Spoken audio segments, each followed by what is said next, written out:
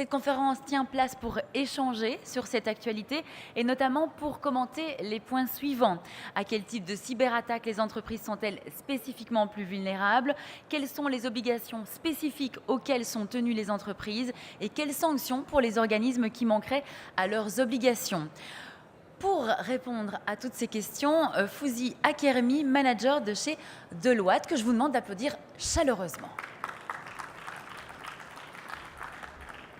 Merci pour l'introduction et bonjour à tous. Je suis ravi d'être parmi vous afin de vous présenter la face cachée de la cybersécurité. Donc, comme vous pouvez le voir, un iceberg. Je vous rassure, vous n'êtes pas le Titanic, hein, vous n'allez pas foncer droit dedans. Mais l'idée un peu est d'explorer sous la surface ce qui se passe, quelles sont les mesures à prendre en compte et également démystifier cette cybersécurité. Parce qu'on entend de plus en plus et également on a une généralisation des cyberattaques à travers le monde et l'idée c'est de démystifier ça pour dire ok, aujourd'hui l'impact médiatique est certes sans précédent mais ce n'est pas quelque chose de tout nouveau. Je vous prends un exemple. Toute personne qui cherche un appartement, parce qu'on est dans un salon quand même immobilier, pose un dossier avec copie de pièce d'identité, 3 fiches de paye, avis d'imposition des 2 dernières années. Si on fait un peu de zèle, on rajoute une deuxième pièce d'identité. Et il s'avère que les agences, pour un appartement, en tout cas à Paris, reçoivent environ une vingtaine de dossiers. Une fois qu'on a dit ça, seulement un est sélectionné.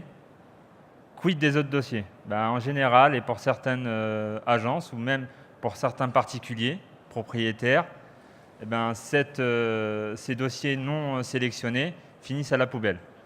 Il suffit bien entendu de rôder le soir à côté de l'agence pour dénicher un certain nombre de dossiers et faire une usurpation d'identité en ouvrant un compte, en souscrivant à un crédit et en disparaissant très rapidement. Tout ça pour vous dire que ça ne date pas d'avant-hier, ce mécanisme. Il est connu depuis bien longtemps. Et on peut l'apparenter à une problématique de cybersécurité. Pourquoi aujourd'hui on a un tel impact médiatique? C'est parce que les moyens ont changé. La complexité des menaces et des attaques est de plus en plus importante. C'est pour ça qu'on essaye aujourd'hui de mettre en place des antivirus, des chiffrements de données et autres mesures pour réduire un maximum le risque d'attaque. Donc voilà un peu l'introduction. Je vous propose de décliner cette présentation en 2 temps. Quelques aspects génériques qui pourront vous intéresser. Et après, on basculera sur des cas pratiques en lien avec le secteur de l'immobilier pour vous donner un peu une appréhension sur comment mieux se protéger pour les risques de cyberattaque. Tout d'abord, quelques éléments de contexte que nous a réservé l'année 2017 et surtout que va nous réserver 2018. Donc vous l'avez vu à travers les différents canaux de médias, que ce soit dans le journal de 20 heures ou sur Internet, on a de plus en plus de cyberattaques. Les entreprises sont paralysées pendant un certain nombre de jours et ça a un impact médiatique. Vous avez tous entendu WannaCry, vous avez tous entendu Petya. Il faut savoir que même les entreprises préparées ont été impactées et surtout, ça a eu une dimension politique et une dimension de publicité qui avait été sous-estimée. En complément, on a, et vous l'entendez tous les jours, un certain nombre de fuites de données pour les entreprises. Okay. Et enfin, une réglementation qui est de plus en plus présente. Je vous donne l'exemple le plus flagrant, la GDPR. Donc, c'est une directive européenne qui va rentrer en vigueur en mai 2018. Et cette directive-là impose une meilleure protection des données. On reviendra tout à l'heure plus en détail sur cette directive-là. Ça, c'est grosso modo ce qui s'est passé en 2017. Il y a quand même une bonne prise de conscience des entreprises sur la nécessité de se protéger contre les risques de cyberattaque. C'est une bonne chose. Cependant, que nous réservent les années suivantes et plus précisément l'année prochaine? Donc là, bien entendu, on va avoir une pression accrue des régulateurs, avec une forte probabilité de sanction.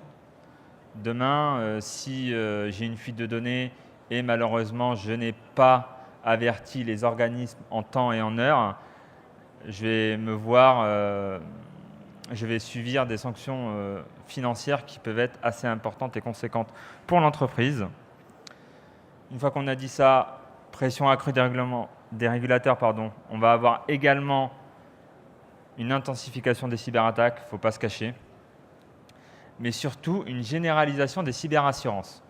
Donc le vieil adage « tout ce qui ne peut pas être protégé doit être assuré » fait sens ici, parce que la question aujourd'hui, ce n'est pas comment je vais me faire attaquer, par qui je vais me faire attaquer, mais surtout quand. Et une fois qu'on est attaqué, quelles mesures doit-on prendre pour rétablir le plus rapidement possible notre activité? Et enfin, une tendance qui est déjà présente, mais qui va s'intensifier les années suivantes, il ne faut plus considérer la cybersécurité comme une discipline technique, mais comme une discipline qui est intégrée au métier. Je vous donne quelques exemples. L'industrie.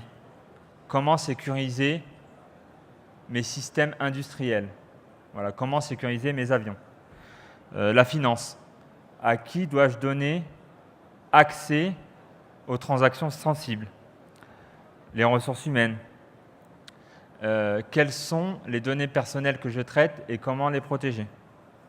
Et enfin, on peut citer d'autres exemples, les télécommunications, comment je sécurise ma communication entre deux personnes, etc.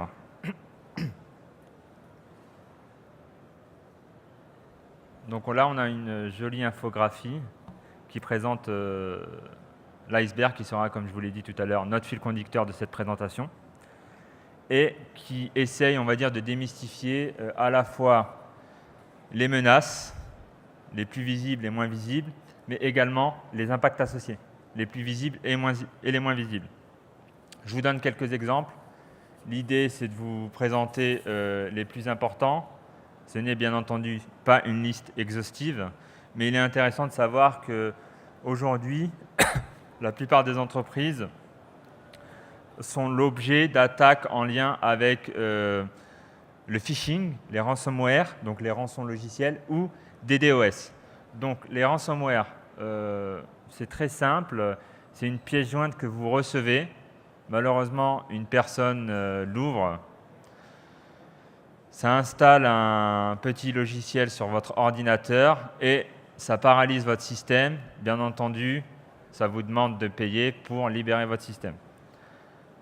La chose à ne pas faire, c'est payer, bien entendu, parce que même si vous payez, ça ne rétablira pas votre système. Ça, c'est la plus commune des cyberattaques. On a également le phishing, qui est très très important. Là, vous recevez un mail. En général, c'est un mail du secteur public. Oui, dans le cadre de la gestion de vos impôts, de vos allocations familiales, vous devez nous communiquer un RIB, votre numéro de carte bancaire, etc. Là encore, l'email est très ressemblant, avec le même logo. Vous pouvez vous doter, en regardant un peu la typographie, le phrasé de ce qui est mentionné, il y a quand même quelques erreurs d'orthographe. L'idée, c'est ne jamais communiquer par mail des informations sensibles. Également, et je vais m'arrêter là sur les menaces les plus visibles, les menaces de type DDoS. Qu'est-ce que c'est? Aujourd'hui, vous avez tous un site web qui est un peu votre vitrine pour promouvoir votre entreprise, sachez que ces sites web sont stockés sur des serveurs qui ont une capacité d'accueil. Donc plus le site est important, plus ma capacité d'accueil l'est également. Ce qu'il faut savoir ici, c'est que il y a un type d'attaque qui permet de simuler en temps réel la connexion de milliers de personnes. Si votre serveur est mal dimensionné, le site web ne répond plus. Et donc, ce qui se passe, c'est que on qualifie ça comme une attaque. On a paralysé votre site web. Si c'est un site publicitaire, l'impact est faible. Mais si c'est un site qui permet la réservation d'avions ou de trains, l'impact est plus important parce que j'ai une paralysie de mon système central qui permet la réservation et donc la rentrée d'argent. Sur les menaces les moins visibles, on a de plus en plus de menaces en lien avec les hardware, comment je sécurise un téléphone. Il y a la notion de faille zero day, donc là c'est une faille qui n'est pas connue. Autant le ransomware, le phishing, le DDoS, on le connaît, autant la faille zero day, c'est une faille inconnue. Donc seuls les hackers le savent et donc peuvent réaliser une intrusion au sein de votre système ou de votre ordinateur ou même téléphone. On a de plus en plus de failles en lien avec les objets connectés. Là, c'est très simple. On a une explosion de l'utilisation des objets connectés. Donc, les entreprises essayent de plus en plus d'avoir une montre connectée, d'avoir un verrou connecté. C'est un exemple que l'on présentera tout à l'heure. Et donc, pour produire le plus rapidement possible, on met de côté les mesures de sécurité. Et donc là, ça a un impact aussi. Et c'est très facilement pénétrable pour récupérer des communications. Là, on est au niveau des menaces, au niveau des impacts maintenant. Donc, vous savez, une fois qu'on en est attaqué, une fois que le nom de la société se trouve sur Internet, on doit agir au plus vite. Les impacts les plus visibles sont la gestion des frais d'avocat, comment je réalise mes procédures judiciaires, quels sont les audits que je mets en place pour éviter que ça se produise de nouveau. Mais il y a des impacts moins visibles qui sont sous-estimés par les entreprises et qui sont extrêmement importantes. Je vous donne un exemple, la perte de la valeur ou de l'image de l'entreprise. Demain, si une agence immobilière se trouve au sein d'un scandale informatique avec la perte des données personnelles et que j'ai le choix entre aller entre l'agence A et l'agence B, je vais bien entendu aller inconsciemment ou consciemment au sein de l'agence B qui n'a pas eu l'objet de cyberattaque. La perte de la propriété intellectuelle, c'est très sous-estimé parce qu'aujourd'hui, ce que l'on cherche avant tout à protéger, ce sont les données clients. Je ne veux pas que mes données clients se retrouvent sur Internet, ce qui est légitime. Cependant, la perte de la propriété intellectuelle est extrêmement critique. Je vous donne un exemple, encore une fois en lien avec le domaine de l'immobilier. Une communication entre client et agence fait l'objet d'une fiche client avec des informations et donc, par exemple, la date de la fin du bail. Imaginons que je récupère la base de données de tous mes baux immobiliers ou de location. Je vais pouvoir très facilement contacter mes propriétaires et renégocier les contrats qui arrivent à expiration, si je suis le concurrent. Donc, deux choses à prendre en compte, les menaces, les plus visibles et les moins visibles, mais également les impacts associés, qui sont souvent sous-estimés. Une fois qu'on a dit ça,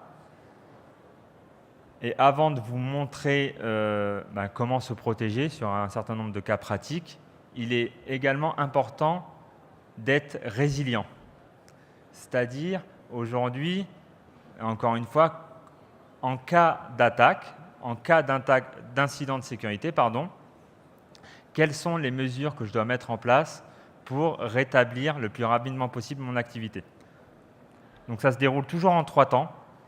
Dès l'attaque et donc dans les premières heures ou dans les premiers jours, il s'agit de déclencher un plan de réponse. Une fois qu'on a déclenché ce plan de réponse, il faut gérer à moyen terme les impacts qui y sont liés, bien entendu, à cette cyberattaque. Et enfin, il faut rétablir durablement l'activité. Pour ces 3 éléments, je vous donne quelques exemples très rapidement.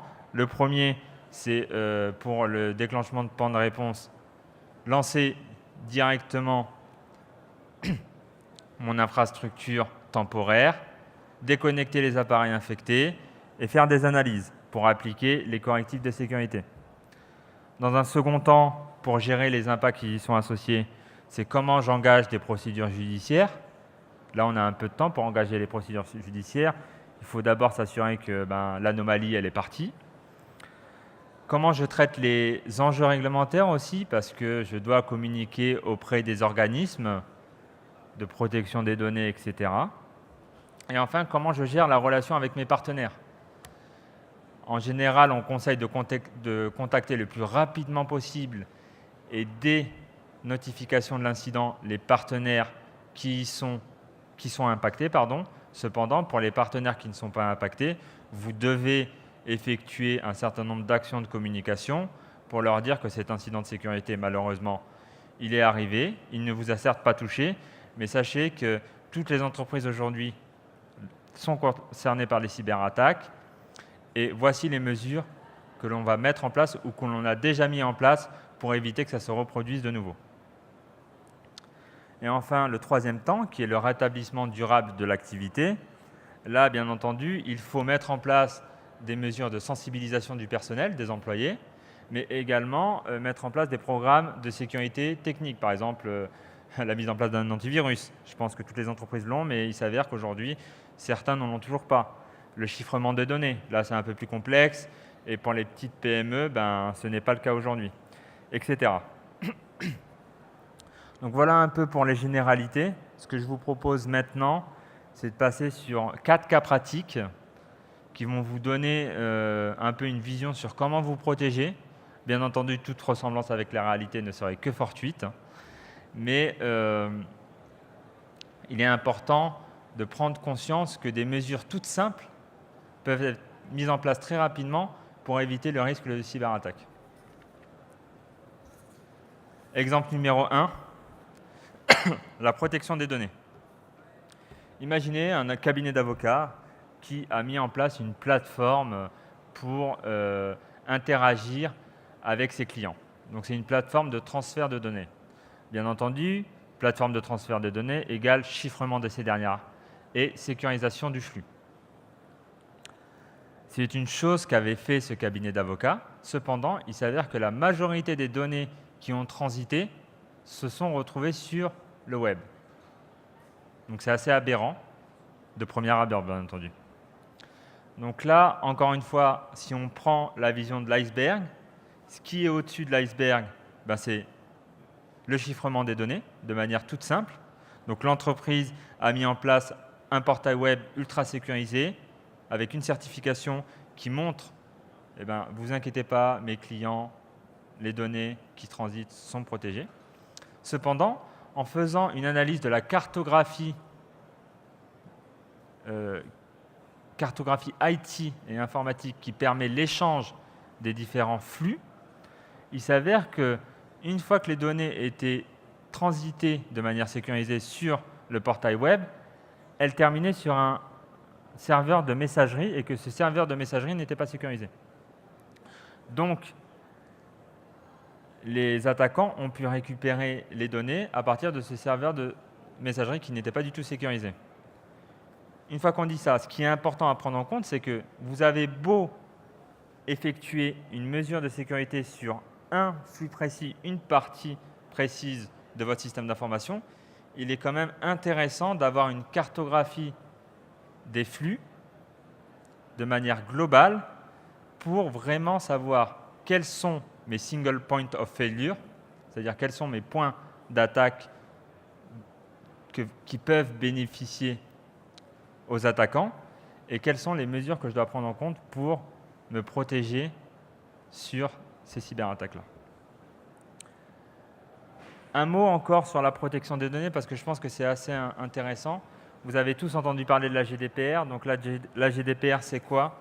C'est une réglementation européenne qui va rentrer en vigueur en mai 2018 et qui va permettre la protection des données. Okay. Donc là, on a plusieurs choses qui sont exigées de la part du régulateur. La première chose, c'est le consentement explicite des données par l'individu. C'est-à-dire que je vous communique des données et je confirme le fait que vous pouvez utiliser ces données-là. Par contre, l'entreprise ne doit stocker et manipuler que les données dont elle a besoin pour la réalisation de ces processus-là. C'est extrêmement important. La deuxième chose, c'est en cas de fuite des données, je dois notifier le plus rapidement possible le régulateur. Donc là, vous voyez le mindset. La protection des données est certes importante, mais le régulateur sait que des fuites de données peuvent être réelles. Mais ce qu'il faut également avoir en tête, c'est que ces mesures de communication pour avertir le régulateur et les clients doivent être mises en place. Il n'y a rien de plus énervant, on va dire, pour un client, de retrouver, je ne sais pas moi, la photo de sa carte d'identité ou la copie de sa carte d'identité sur Internet sans en avoir préalablement été notifié. Et enfin, ce règlement-là de GDPR exige la mise en place d'une structure interne au sein de chaque entreprise qui manipule des données pour répondre aux différentes questions, que ce soit des employés, mais également des clients. En termes de protection des données, ce qui est important à avoir en tête également, c'est que vous avez beau mettre en place un certain nombre de politiques, de procédures ou de systèmes de chiffrement des données, la chose la plus importante à réaliser est la sensibilisation des employés. Parce que, comme je vous l'ai dit tout à l'heure, une personne qui reçoit un email frauduleux et qui clique sur le lien ou télécharge la pièce jointe, vous avez beau mettre en place un certain nombre de logiciels ou de procédures qui vous permettent de vous prémunir que cela arrive, si j'ai une action mal intentionnée, bien entendu, ou frauduleuse de la part d'un employé, ça peut mettre à mal très rapidement le système d'information le plus sécurisé de toute entreprise. Donc la sensibilisation et la formation des employés est vraiment quelque chose de simple à mettre en place et très bénéfique pour l'entreprise pour se protéger. Deuxième exemple, l'authentification. Donc, ça vous paraît peut-être ringard, mais à l'époque, les emails, c'était vraiment la révolution. Ça ne l'est plus aujourd'hui. On a vraiment en tête les emails comme un objet d'utilisation au jour le jour. Les nouvelles tendances sont les IoT, sont les réseaux sociaux, etc. Mais il faut savoir qu'il y a une dizaine d'années, ou même un peu plus tôt, les serveurs de messagerie et les boîtes mail ont révolutionné l'utilisation et la communication au sein des entreprises. Sur cette base-là, on a eu un certain nombre d'entreprises de type Google, Yahoo, qui ont proposé des services de messagerie et qui ont vraiment marché. Ce qu'il faut savoir, c'est que cette messagerie-là, on pouvait y accéder par l'intermédiaire d'un login, donc le nom plus le prénom par exemple, et d'un mot de passe. Et en général, on ne demandait jamais de complexité pour ce mot de passe. Donc la plupart du temps, c'était les premières lettres du clavier ou 000 ou 1, 2, 3, 4. Avec le temps, les entreprises ont évolué, mais il y a un certain nombre d'entreprises qui n'ont pas évolué et qui n'exigent aucune complexité. Il faut savoir qu'aujourd'hui, malheureusement, si vous n'intégrez pas de complexité sur votre mot de passe, vous êtes vraiment à risque. Si vous n'intégrez pas de nouvelles mesures de sécurité pour gérer l'authentification, vous êtes vraiment à risque. Donc là, quelques éléments très simples à mettre en place et clés pour vous permettre de mieux sécuriser votre système d'information. C'est l'authentification forte ou l'authentification unique. L'authentification forte, c'est quoi? C'est une combinaison du mot de passe et de quelque chose d'autre. Donc soit un SMS que vous recevez, soit une empreinte digitale, soit un badge. L'authentification forte, c'est la combinaison entre ce que j'ai, ce que je suis et ce que je sais. Donc ce que j'ai, un téléphone, un badge. Ce que je suis, une empreinte digitale, ma rétine, mon iris. Ou ce que je sais, un mot de passe, le lieu de naissance de ma mère ou le nom de mon chien. En faisant une combinaison d'au moins 2 de ces 3 éléments, je passe à l'authentification forte. Mais également, j'augmente l'expérience utilisateur. Parce que c'est très simple de mettre son empreinte digitale sur son nouveau smartphone pour s'authentifier, en plus d'avoir renseigné son mot de passe. Et ça va éviter, en combinaison avec l'authentification unique, c'est-à-dire que je renseigne une fois mon mot de passe, et au lieu de renseigner à chaque fois mon mot de passe pour un nouvel outil d'entreprise, mon mot de passe va se propager automatiquement. Et ça va éviter ce que l'on voit beaucoup au sein des entreprises lorsqu'on se balade et lorsqu'on effectue nos audits, c'est le fameux post-it qui est collé sur l'écran avec le nom d'utilisateur et le mot de passe. Des fois, il n'est pas sur l'écran, il est sous le clavier. Donc c'est un peu plus compliqué, mais c'est vraiment quelque chose qui existe toujours et qui peut être très rapidement évité en mettant en place de l'authentification unique ou de l'authentification forte. Troisième exemple, les nouvelles technologies. Donc là, ça fait sens en lien avec ce salon. Et plus précisément, les objets connectés et les fameux verrous connectés. Donc l'objectif est vraiment alléchant, si je peux me permettre, c'est ne plus avoir de clés. Donc ne plus les perdre, ne plus appeler le serrurier, mais utiliser son smartphone pour ouvrir sa voiture ou ouvrir la porte principale de son appartement, etc., etc. Une fois qu'on a dit ça, l'expérience utilisateur est vraiment mise en avant. C'est-à-dire que sur la partie visible de l'iceberg, pour reprendre toujours notre fil conducteur, je vais mettre en place l'expérience utilisateur, je vais mettre en place le fait de ne plus utiliser de trousseau de clés, de ne plus utiliser les clés, de ne plus appeler mon serrurier, ou également le fait d'être à la pointe de la technologie en utilisant un objet connecté.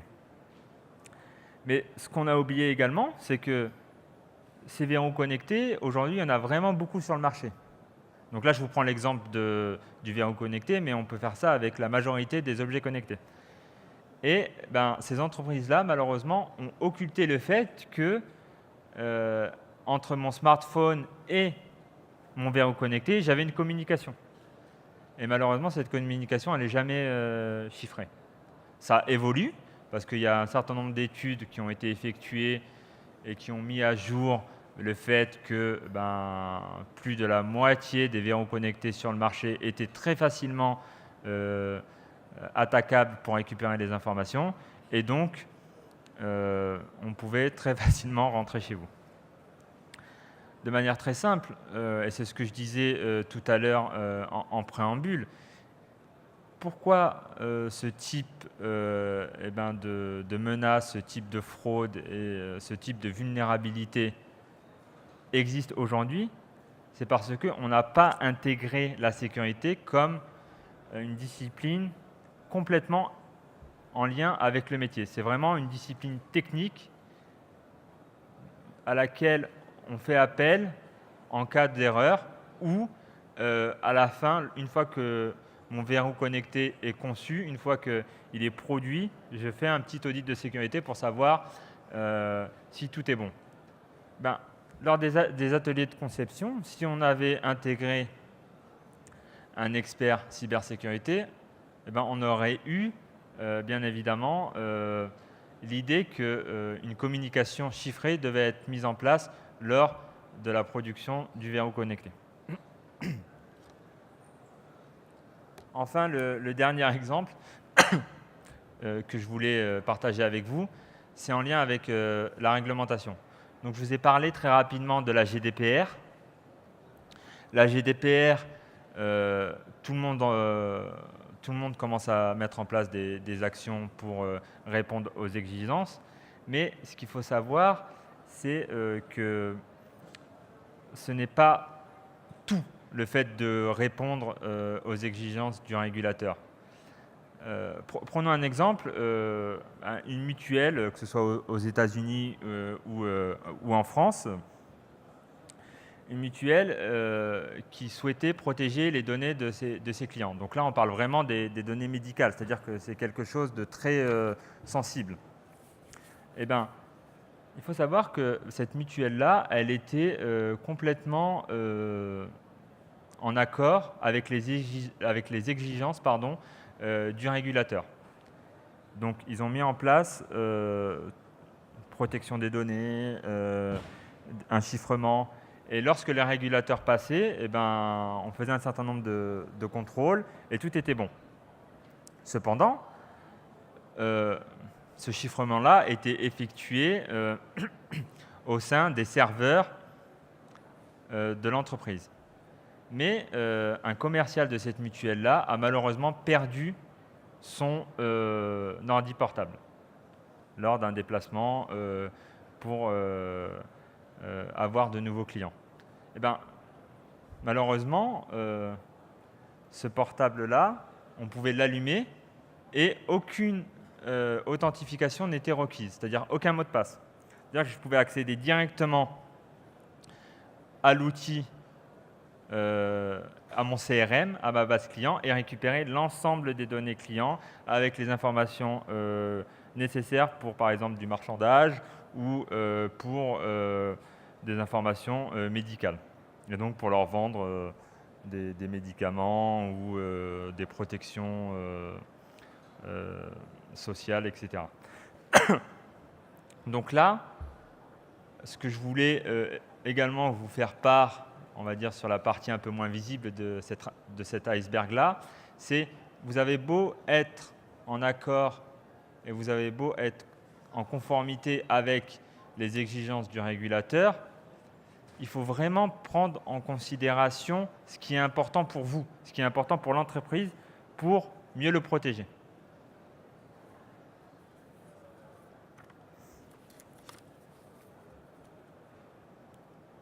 J'arrive aux deux derniers slides de cette présentation qui va conclure un peu ce qu'on s'est dit lors de cette séance.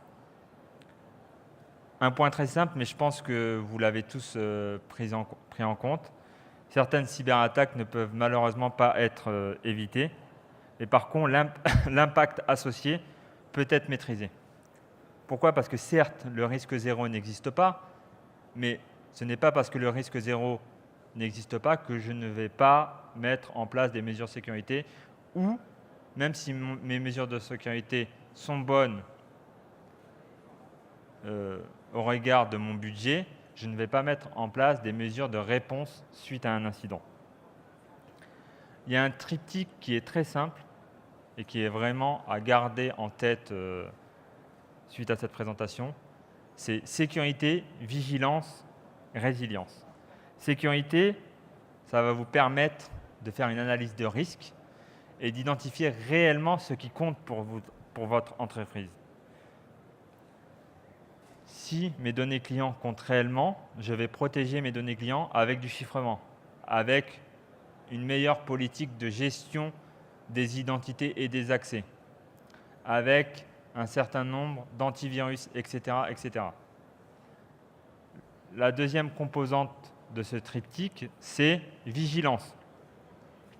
Mettre en place des actions de monitoring pour anticiper les cyberattaques.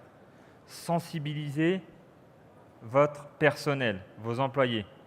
Faites des informations toutes simples. Ne pas mettre un post-it collé sur l'écran avec votre mot de passe. Vraiment, ne pas ouvrir un mail qui vous semble fraudulé. Ne pas effectuer une action une action sensible sans avoir validation d'une autre personne. Là, c'est tout ce qui gère, tout ce qui est en lien avec la vigilance. Et la dernière composante, c'est résilience. Quelle réponse suite à une attaque? Comme je l'ai dit, certaines attaques ne peuvent malheureusement pas être évitées. Tout est question de moyens et de temps. S'il y a une personne qui est bornée, une entreprise ou un État qui est borné et qui veut vraiment pénétrer un système donné, il va y arriver. Tout est question de temps et d'argent. Il va y arriver techniquement ou avec l'aide d'une personne. Mais une fois qu'on a dit ça, je peux mettre en place des mesures pour pallier lorsque ça arrive. C'est-à-dire déconnecter très rapidement mon système, basculer sur un système temporaire avec une gestion des accès restreinte, notifier mes clients pour éviter la dévaluation de mon image de marque. Donc ce sont des actions à garder en tête lorsqu'une cyberattaque arrive. Et également, déclencher mon plan de réponse, mais surtout, gérer à moyen et long terme les impacts associés à cet incident de sécurité. Et enfin, d'un point de vue, on va dire, un peu plus stratégique et un peu plus entreprise, il faut vous entourer des bonnes personnes, mettre en place la bonne équipe. Ça va vous permettre d'avoir des experts qui font des analyses de risque et qui vont vous dire, comparativement à la criticité de ce domaine-là, je vous conseille de mettre en place ces mesures. L'idée, c'est de ne pas investir de manière conséquente dans le domaine de la sécurité. Je ne vous dis pas de révolutionner votre entreprise et de prendre tout le budget de votre entreprise pour mettre en place des mesures de sécurité. Non, l'idée, c'est sur la base des risques identifiés, contrôlez vos investissements et investissez vraiment sur ce qui compte pour votre entreprise. Et enfin, et pour terminer sur cette présentation, il faut rendre la cyber visible. J'espère en tout cas que cette conférence vous a permis un peu de démystifier cette thématique-là qui est peut-être un peu abstraite ou qui semble technique, mais vous verrez qu'en rendant la cyber visible, vous allez voir que des actions toutes simples peuvent être mises en place et peuvent vous éviter vraiment d'avoir une cyberattaque ou un incident de sécurité qui, eux, peuvent avoir un impact très conséquent pour votre entreprise. Voilà, c'était tout ce que je voulais partager avec vous aujourd'hui. Merci pour votre écoute. Merci. Si vous avez des questions, vous pouvez me les poser là ou venir en marge de cette conférence et je serai très ravi d'y répondre. Merci encore.